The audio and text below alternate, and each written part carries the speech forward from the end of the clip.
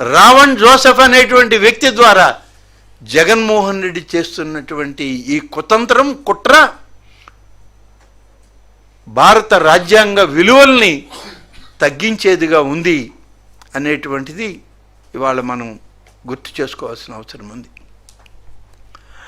Article 25 భారత రాజ్యాంగం ప్రకారం ప్రతి పౌరుడికి నచ్చిన మతాన్ని స్వేచ్ఛగా విశ్వసించేటువంటి అవకాశం ఉంది, ఆచరించేటువంటి అవకాశం ఉంది, ప్రచారం చేసే హక్కు కూడా ఉంది.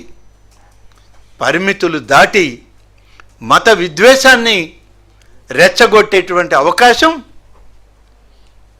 ఏ విధానంలో కూడా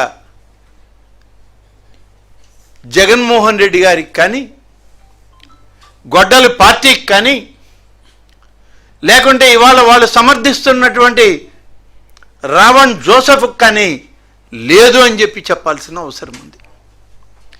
ఏ స్వేచ్ఛ ఇచ్చింది, ఏ రాజ్యాంగం ఇచ్చింది, ఏ చట్టం ఇచ్చింది మీకు మతాలని అగౌరవపరచమని?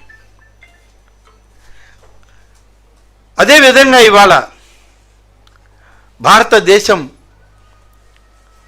లౌకిక రాజ్యంగా ఈరోజు ప్రతి ఒక్కరికి నచ్చిన మతాన్ని అనుసరించే స్వేచ్ఛ మనకిస్తే, ఒక వ్యక్తి తన స్వేచ్ఛా నిర్ణయంతో క్రైస్తవ మతాన్ని లేదా ఏ మతాన్నైనా అనుసరించవచ్చు అని రాజ్యాంగంలో మనకు పొందుపరిస్తే, ఇవాళ కొన్ని మతాలని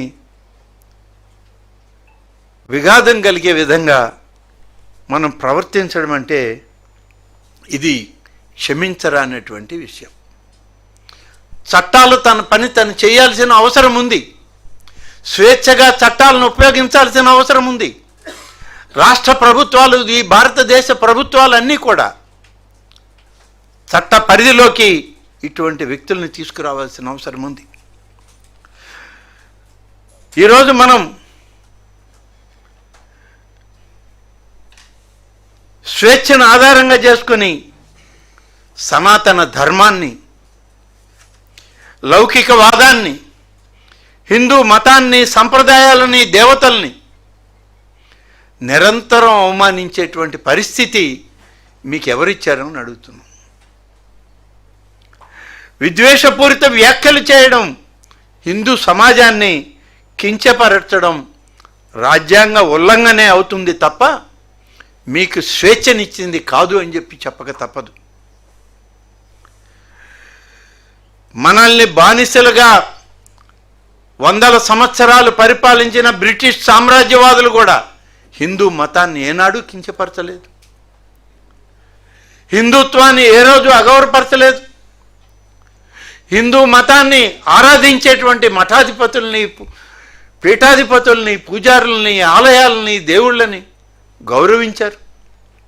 కానీ దురదృష్టం, ఈ దేశంలో పుట్టిన మీరు, భారతీయులు అని చెప్పుకునేటువంటి మీరు, భారతీయ సంస్కృతి రాజ్యాంగం ప్రకారం ఓటు హక్కు కలిగిన మీరు ఇవాళ భారతీయతనే ప్రశ్నించే విధంగా, హిందుత్వాన్ని ప్రశ్నించే విధంగా మీరు మాట్లాడడం చూస్తూ ఉంటే ఈ దేశ విచ్ఛిన్నానికి మీరు తయారయ్యారు.